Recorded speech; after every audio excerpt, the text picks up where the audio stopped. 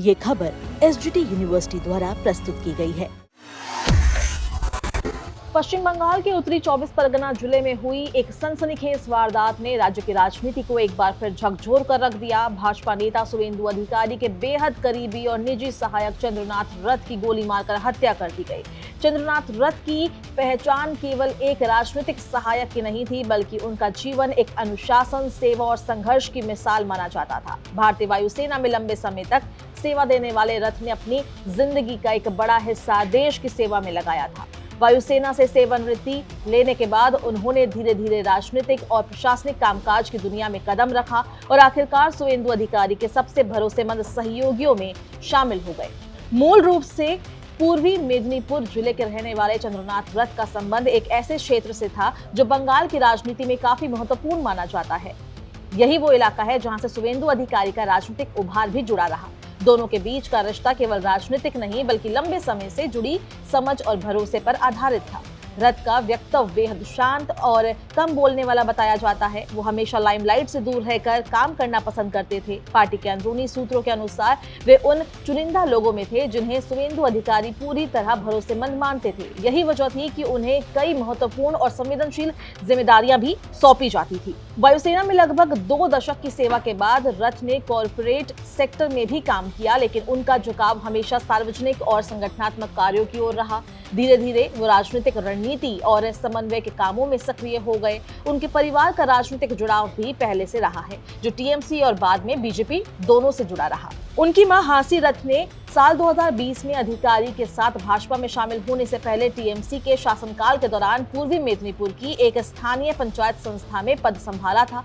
परिवार के जान पहचान वालों ने बताया कि रथ परिवार और अधिकारी के बीच का रिश्ता 2 दशक से भी ज्यादा पुराना है। ये टीएमसी के पूर्वा मेदिनीपुर में विस्तार के शुरुआती सालों से जुड़ा हुआ है। समय के साथ ये रिश्ता इतना मजबूत हुआ कि रथ सुवेंदु के राजनीतिक कार्यालय में महत्वपूर्ण हिस्सा बन गए। साल 2019 के आसपास वो औपचारिक रूप से सुवेंदु अधिकारी की टीम का हिस्सा बने। शुरुआत में उन्होंने मंत्री स्तर की जिम्मेदारियों को संभाला और बाद में बीजेपी में आने के बाद भी वही भूमिका जारी रखी। धीरे धीरे वो संगठनात्मक कार्यों में पीछे की सबसे अहम कड़ी बन गए। उनकी जिम्मेदारियों में चुनावी रणनीति, कार्यकर्ताओं के साथ समन्वय और लॉजिस्टिक्स मैनेजमेंट जैसे काम शामिल थे। पार्टी के अंदर उन्हें ऐसे व्यक्ति के रूप में देखा जाता था जो हर छोटी बड़ी गतिविधि को संभालने में सक्षम थे।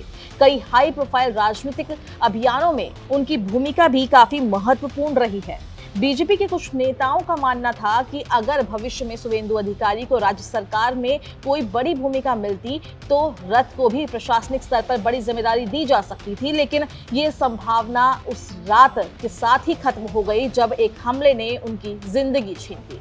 घटना मध्यम ग्राम इलाके में उस समय हुई जब रथ अपने एसयूवी में यात्रा कर रहे थे। अचानक एक 4 पहिया वाहन ने उनकी गाड़ी को रोक दिया और कुछ ही सेकंड बाद बाइक पर सवार हमलावरों ने अंधाधुंध फायरिंग शुरू कर दी। ये हमला बेहद नजदीक से किया गया था। प्रत्यक्षदर्शियों के अनुसार हमलावर पूरी तैयारी के साथ आए थे। उन्होंने पहले गाड़ी को रोका और फिर बेहद तेजी से फायरिंग शुरू कर दी। इस दौरान किसी को संभलने का मौका तक नहीं मिला और कुछ ही पलों में पूरा इलाका दहशत में बदल गया। हम रात 10 से 10-20 बजे तक उस समय स्टेडॉक को खिला रहा था। वो हर दिन खिलाता हूँ, सब जानता है।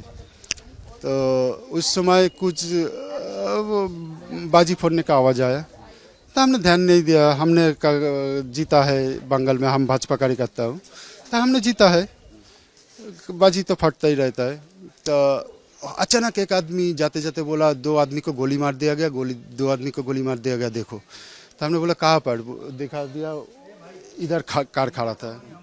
तो हमने सुनकर जल्दी से दौड़ के आया, आके देखा स्कॉर्पियो को ब्लॉक किया है एक ऑल्टो कार, और स्कॉर्पियो के अंदर है 2, एक ड्राइवर के सीट के पर बैठकर एक रो रहा था और वो दरवाज़ा खोलने का वो डर रहा था खोलने का। तो हमने बोला तुम डरो मत, दरवाजा खोलो। दरवाजा खोल दिया। खोलने के बाद देखा एक सामने का सीट में पड़ा है और एक पीछे के सीट में पड़ा है। तो हमने उठाने की कोशिश किया तो उठा नहीं पाया, लेकिन पता चल गया जो वो तब भी जिंदा थे। तो हमने बोला अब भी जिंदा है, इनको प्राथमिकता है हॉस्पिटल, तुम जल्दी से हॉस्पिटल लेके जाओ, हम पुलिस देखता हूँ। तो हॉस्पिटल कार घुमा के लेके गए हमने पुलिस को बुलाया, 5 से 10 मिनट के अंदर पुलिस आ गया। उसके बाद इन्वेस्टिगेशन चालू हुआ। तो ऐसा वैगन आर में जो अपराधी थे वैगन आर में आए थे, तो ऑल्टो में लगता है, ऑल्टो में आए थे। ऑल्टो का नंबर नहीं है और स्कॉर्पियो को ब्लॉक किया हुआ था और वो छोड़ के चले गए। लगता है वो ऑल्टो में आके ब्लॉक करके उससे उतर कर गोली मार दिया।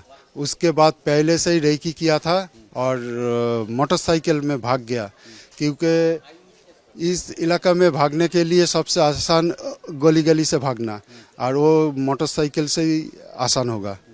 और पीछे जाकर खड़ी बड़ी डेंजरस इलाका, उसके बाद हमारा बसीराट सीमाना, बांग्लादेश भागने का चांस है।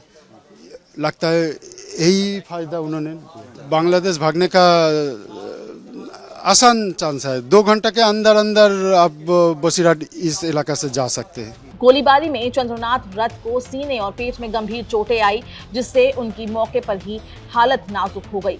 उनके ड्राइवर को भी कई गोलियां लगी और वो गंभीर रूप से घायल हो गए और दोनों को तुरंत अस्पताल ले जाया गया, लेकिन डॉक्टरों ने रथ को मृत घोषित कर दिया। डॉक्टरों के अनुसार 2 गोलियां सीधे सीने पार कर गई थी, जिससे बचने की कोई संभावना नहीं थी और अस्पताल प्रशासन ने बताया कि उन्हें लाने से पहले ही उनकी मृत्यु हो चुकी थी। ड्राइवर का इलाज अभी भी जारी है, उसकी हालत गंभीर बनी हुई है। इस घटना के बाद पूरे इलाके में भारी पुलिस बल तैनात कर दिया गया है। फोरेंसिक टीम ने मौके से सबूत भी इकट्ठा किए हैं और इलाके को सील कर दिया गया है। जांच एजेंसियों ने आसपास के सीसीटीवी फुटेज खंगालने शुरू कर दिए हैं। सीसीटीवी फुटेज में कुछ संदिग्ध बाइक सवारों की गतिविधियां भी कैद हुई है, जिनकी पहचान की कोशिश की जा रही है। पुलिस का मानना है कि यह हमला सुनियोजित था और इसमें पेशेवर लोगों का हाथ भी हो सकता है। पुलिस अधिकारियों ने बताया है कि एक 4 पहिया गाड़ी को भी बरामद किया गया है, जिसका इस्तेमाल संभवतः रास्ता रोकने के लिए किया गया था और इस गाड़ी की नंबर प्लेट में भी छेड़छाड़ के संकेत मिले हैं, जिससे जांच और जटिल हो गई है। राज्य के डीजीपी के अनुसार शुरुआती जांच में ये भी साफ होता जा रहा है कि रथ को ही विशेष रूप से निशाना बनाया गया था। हालांकि पुलिस अभी भी राजनीतिक और व्यक्तिगत रंजिश सहित सभी संभावित एंगल पर अभी फिलहाल जांच कर रही है और इस हत्या के बाद बीजेपी कार्यकर्ताओं में भी भारी आक्रोश देखा गया है। बड़ी संख्या में लोग अस्पताल के बाहर जमा हो गए, विरोध प्रदर्शन शुरू किया गया।